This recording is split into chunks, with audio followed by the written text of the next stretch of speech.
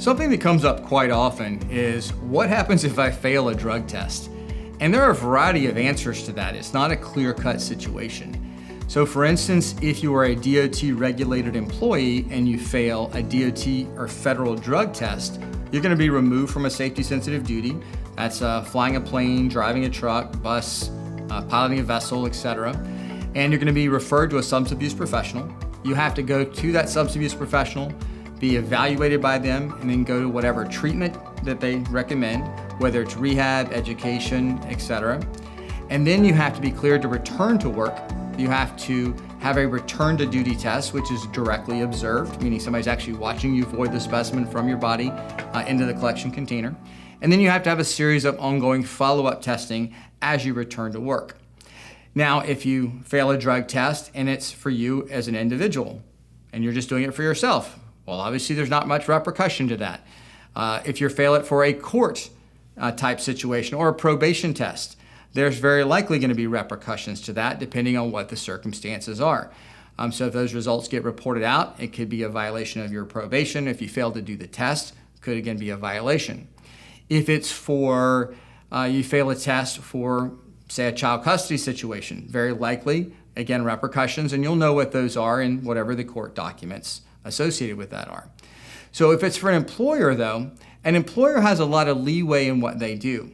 And so they can choose to give you a second chance, refer you to a substance abuse professional, assign you to a different type of job. They could potentially terminate your employment.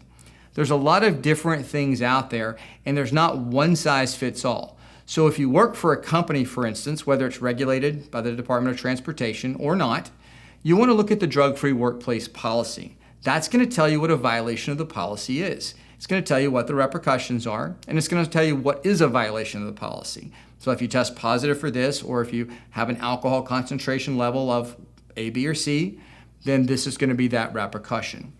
Now, going back to federal testing for just a minute, where I told you certain things have to happen if you fail a drug test, what I didn't tell you is whether the company is going to terminate you or not. The Department of Transportation does not make that determination. That is strictly an employer determination. So again, that's coming back to your drug-free workplace policy if you work for an employer, and then looking at that, and you'll know what the repercussions are going to be for that. Now, for the employer side, what if you have an employee who fails a drug test? We get calls all the time from employers who say, never had this happen. We've had these employees for 20 years, and we had somebody test positive for cocaine or for marijuana or something. And they don't know what to do. Well, again, it's referring them back to their drug-free workplace policy.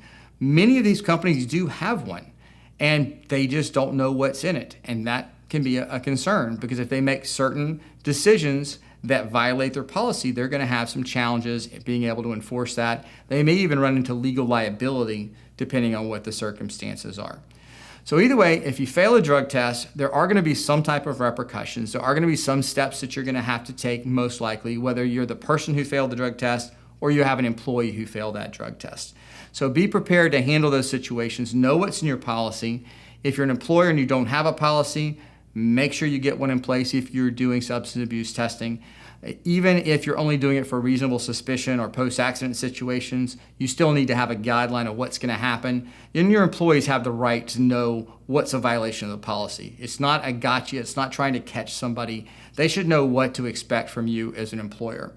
So if you want to find out more about what happens when you fail a drug test, about a policy, about regulations, state, federal, those do come into play in certain circumstances of what you can do, make sure you visit us at nationaldrugscreening.com. We have a lot of resources there. If you check the resources link, we have state laws, we have marijuana laws, we have federal laws, we have policy and procedure information.